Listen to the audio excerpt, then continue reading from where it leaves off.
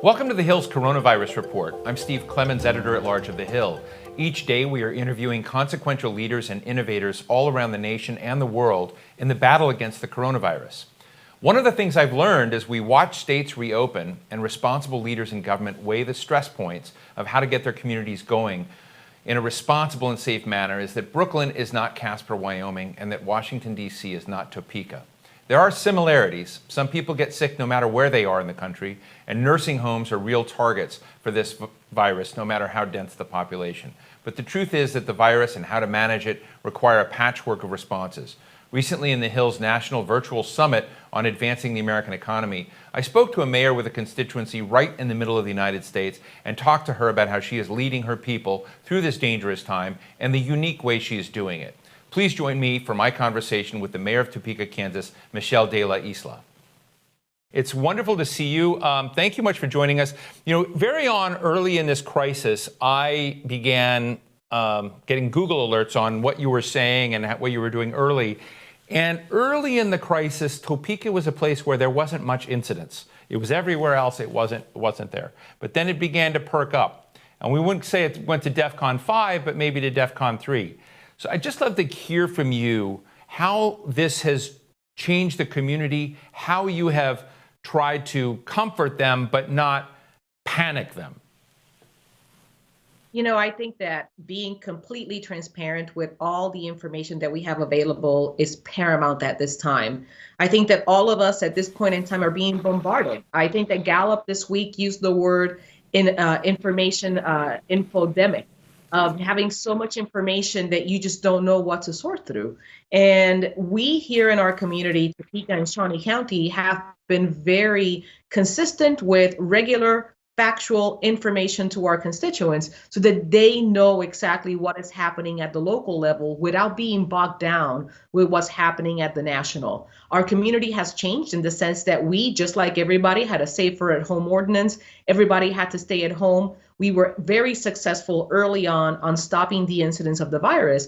But just yesterday, we had 17 cases in our community, and we're seeing 51 cases that are active as of this morning. So we're not in a fear situation, but we're constantly communicating not only with our community through Facebook, through press conferences, but also through working with specific stakeholders that we're working on understanding the data mutually so that everybody understands what the risks are and so that we can learn to live with the virus. Well, Mayor, I mean, what we've been seeing in some of the tenser parts of the country is a real clash from people who are just tired of being told to stay at home.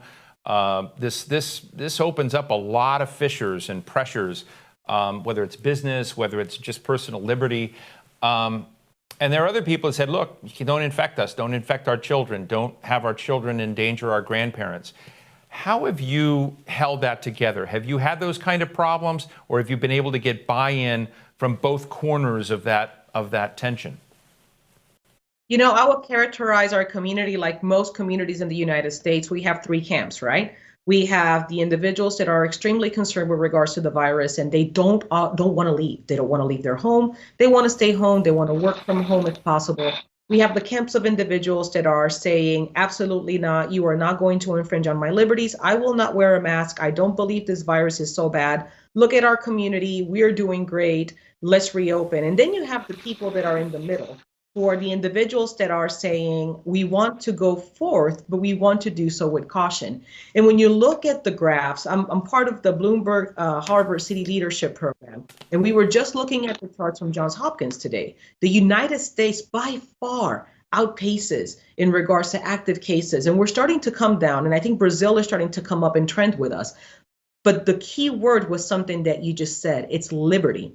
We in our country talk about our liberty. So when you have government or officials that are health officials telling you that you must stay home and you don't trust government in itself because you are so attached to your liberties, what ends up happening is this clash of values of wanting to remain safe at the same time that you have the incidence of wanting to also have your liberties. What I try to tell people is that, yes, we have liberty, but that liberty should never be forgotten at the fact that we are responsible as well, not only for ourselves, but for our fellow citizens. And as we are exercising those liberties, we have to have the facts so that we are able to protect each other. Now, one of the things I know you're doing, which I'm charmed by, and I want to listen in, is you're helping out Topeka's parents with their kids. Tell us what you're doing. So every Sunday around 8 o'clock, I enjoy very much reading to our community children. And it's interesting because now I have a following even in Puerto Rico, because I read the books both in English and in Spanish. I used to love reading to my kids. It was one of my favorite things to do with them in our rocking chair. But now, understanding all the challenges that our parents are going through, it gives our kids something different to do and something to see. And it's my way of helping parents tell kids, okay, we heard this story, it's time to go to bed. Well, the other thing I want to put on the table, hopefully I'm not revealing too much, but I happen to know that you have a complex past. You were a complex person, and before you were mayor, and at one point you were homeless. And I think one of the things we've been getting at too multiple times today is, what do you do with the people that are not connected? What do you do with the people that are the most vulnerable? How do we get to communities there? Director Redfield of the CDC said to me the other day, Steve, we've got to go out and test the homeless, and if they are infected, we've got to find a place for them to stay. So there's concern. I don't know if there's a plan, but given your insights into that world and experience, what do you think, not only in Topeka, but just what do you think we should be doing? Because I don't see everyone getting the aid and support right now they should be getting. The first thing that we need to do is get enough testing.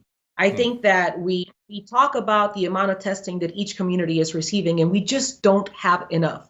In Shawnee County, for example, our hospitals now have the privilege that they're working on the reagents so that they can do testing for individuals that are about to have a procedure. But we don't have that yet widely cast out into our community. With regards to the homeless population, yes, I am extremely attached to our homeless population. I love them, and I interact regularly with Barry Feeker, who is the person that runs the rescue mission. And even before we had cases in our community, we were talking with regards to what were the needs that our rescue mission had, and how were we going to best mitigate that. We even talked about even getting a hotel if that was a possibility, which we almost achieved.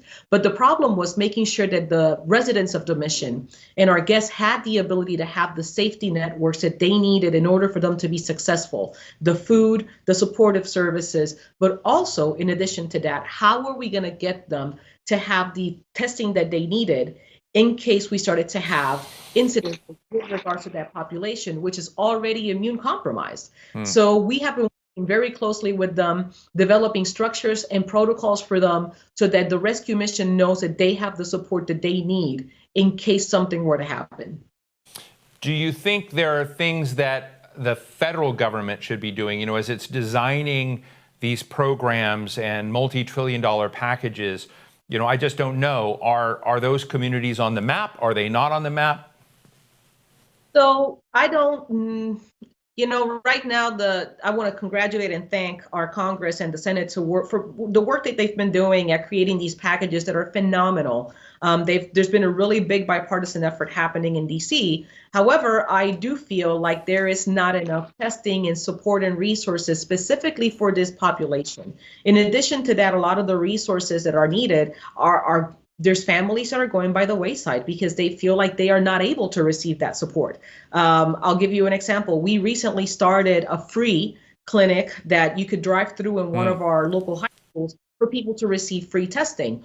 But the tests are still not enough in order for us to do broad testing like we need in the African American, the Hispanic population, and the homeless population that are in such need, because we know that there's 40% of individuals that are walking around without any symptoms, that once they end up in a location where there is a population that is already predisposed to having this virus impact them much strongly, then would be in a worse situation. So we need additional testing, and we need to figure out ways of supporting our rescue missions and our communities that are in such need. Mayor, you started something called the Rumor Control Group. Tell us about that. Well, I don't want to take credit for that one. We started the incident command team under Dusty Nichols, who was our emergency management incident commander. We were figuring out ways that we could use our volunteers, and immediately came up with this rumor control task force, which is volunteers that have a Facebook page that whenever we hear that there is a rumor, we have a group of PIOs from all of our community that help us come up with graphics and put it out there and just demystify any of that. Those volunteers are priceless to our community, and For example, Brenda Blackman, she is a teacher that should have been working, and she spends all day in the incident command center sitting down, getting those calls, and then passing them on to a team so that we could have good information out for the public. Our community is very fortunate to have amazing people that are willing to give of their time to make our community safe. Let me just in the last minute, this has been a great day. Tell me just who are some of your other health heroes? Some of my who? Health heroes in your community. I think that this is a great time in our country for us to talk about not just the nurses and the doctors, but our CNAs. Our CNAs are phenomenal. The clerks at the pharmacy desk that are not the certified pharmacists, but they are the ones that are having that face-to-face contact with you. Those individuals that are delivering food, the people that are helping Meals on Wheels, the people that are working that cash register, the people that are helping you get your food and your nourishment. These are individuals that are being paid more than likely $7.25 or $7.50. And these are heroes. These are the individuals that are keeping our economy going. And I think that we have to take a broader look on how we sustain these individuals that may not be able to have a cost of living that puts them in a position to be a little bit more susceptible to this virus. It helps us have a broader conversation of our values in this country. They are my heroes. Oh, Michelle de la Isla, Mayor of Topeka, Kansas, the great state of Kansas, thank you so much for joining us today. I wouldn't want anybody else to be the anchor of a day like this than you, so thank you so much for joining me. Thank you.